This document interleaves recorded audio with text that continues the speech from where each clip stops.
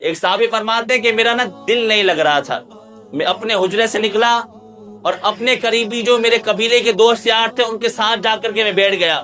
کہا کہ بیٹھا تو کیا دیکھا، ایک قریب میں ہی شخص نے کچھ لوگوں کو جمع کیا اور جمع کر کے کہہ رہا ہے کہ دیکھ رہے ہو یہ سرخ ستارہ، توریت کے اندر ہے کہ یہ ستارہ جب نکلے گا جب میرے نبی کی آمد ہوگی.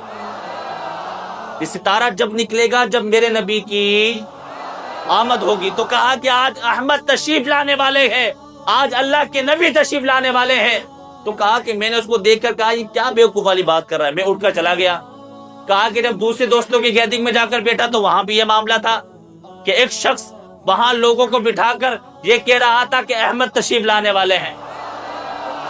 وہ کسی نے بڑا خوب کہا نا، اللہ اکبر کبیرہ، صبح طیبہ میں ہوئی بٹتا ہے باڑا نور کا، صبح طیبہ میں ہوئی بٹتا ہے باڑا نور کا، صدقہ لینے نور کا آیا ہے تارا نور کا، صدقہ لینے نور کا آیا ہے تارا نور کا.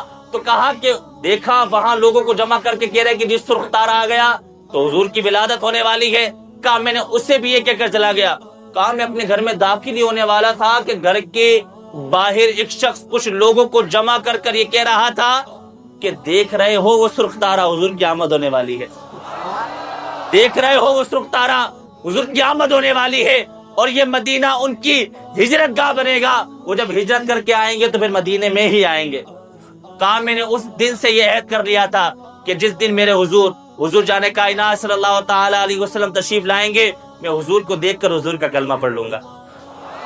حضور کی آمد کا اس طرح توریت میں اللہ تبارک و تعالی نے بیان کیا اور اس طرح یہودیوں کو پتا تھا کہ حضور تشریف لے آئیں گے.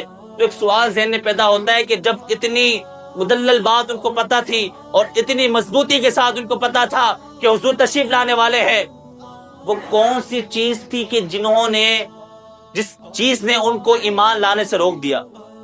تو پتا چلا کہ ان کے دل کا بغض تھا کہ جس نے ایمان لانے سے روک دیا. تو پتہ یہ چلا، علماء فرماتے ہیں کہ جس دل میں حضور کا بغض ہونا وہ دل ہی نہیں ہوتا.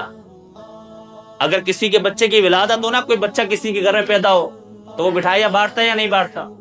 ایک سوال آپ کو دے کر کے میں جا رہا ہوں، بس میری بات ختم.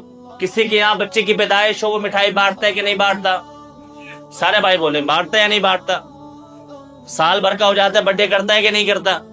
کیک میں کاٹتا ہے کہ نہیں کاٹتا؟ اللہ کے بندے تجھے وہاں کسی قسم کی دلیل یاد نہیں آتی، لیکن جب سنی کا ہے سرکار کی آمد، دلدار کی آمد، تو کہتا ہے کہ جی نہیں یہ شرک کی بدعت. کیوں؟ کہا کہ ایسا تھا ہی نہیں، کہ حضور کے زمانے میں نہیں تھا. تو پھر میرے ذہن میں ایک سوال پیدا ہوا کہ بھائی جب حضور تشریف لائے تو اس وقت تو بظاہر کوئی مسلمان نہیں تھا. حضور نے جب نبوت کا اعلان کیا اس کے بعد تو لوگ مسلمان ہوئے نا. حضور کے وقت میں تو بظاہر کوئی مسلمان نہیں تھا. جب کوئی بظاہر مسلمان تھا نہیں تو میلاد مناتا کیسے؟ تو میں نے کہا تو اپنے بچے کی پیدائش پہ تو کیک کاٹے اور خوشی منائے، اور جس کے صدقے تجھے اولاد ملی ہے اس کی آمد کا مہینہ ہو تیرا منہ ٹیڑھا ہو جائے. تو ایسے لوگوں کی باتوں میں ہمیں نہیں جانا. اب انشاءاللہ اور اس سال بڑے خوش نصیبی کی بات ہے، میں نے بہت بڑی میرا ایمان تازہ ہوا. بڑا خوب کسی نے لکھا، کہا کہ جب 1400 سالہ حضور کا جشن ولادت تھا ہم نہیں تھے، اور جب 1600 سالہ آئے گا جب بھی ہم نہیں ہوں گے تو ہم بڑے ہی خوش نصیب لوگ ہیں کہ اللہ تبارک و تعالی نے حضور کا 1500 سالہ جشن ولادت ہمارے نصیب میں لکھا ہے.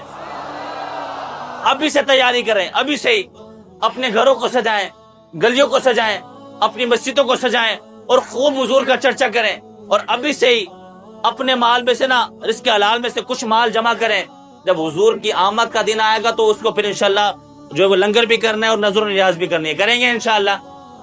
باتوں سے باتیں نکل جاتی ہیں، آگے بھی کئی باتیں نکل جائیں گے، وقت چونکہ بڑا ہی قلیل ہے. ایک شرعی مسئلہ جماعت فرما لیں اس کے بعد بات ختم ہے.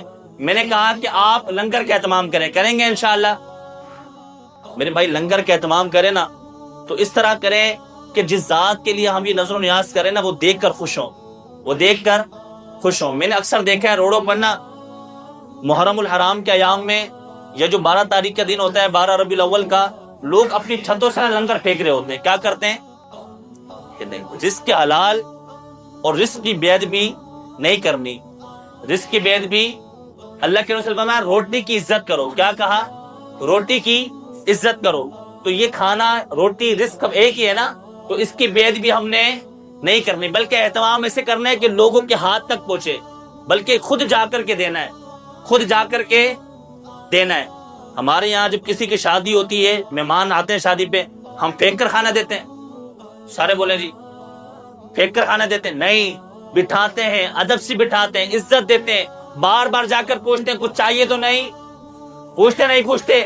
اور میں نے کہا اپنے بیٹے کی خوشی کرے تو لوگوں کی خدمت کرے، اور میرے آقا تشریف لے آئے تو لوگوں کو پوچھے نا۔ نہیں نہیں جی ایسا نہیں ہوگا، ہم لنگر بھی کریں گے، بھرپور بھی کریں گے، عزت کے ساتھ بھی کریں گے، اور لوگوں کو بٹھا کر کے لنگر کھلائیں گے انشاءاللہ۔ ایسے ہی کریں گے نا انشاءاللہ۔ اللہ پاک ہمیں عمل کی توفیق عطا فرمائے۔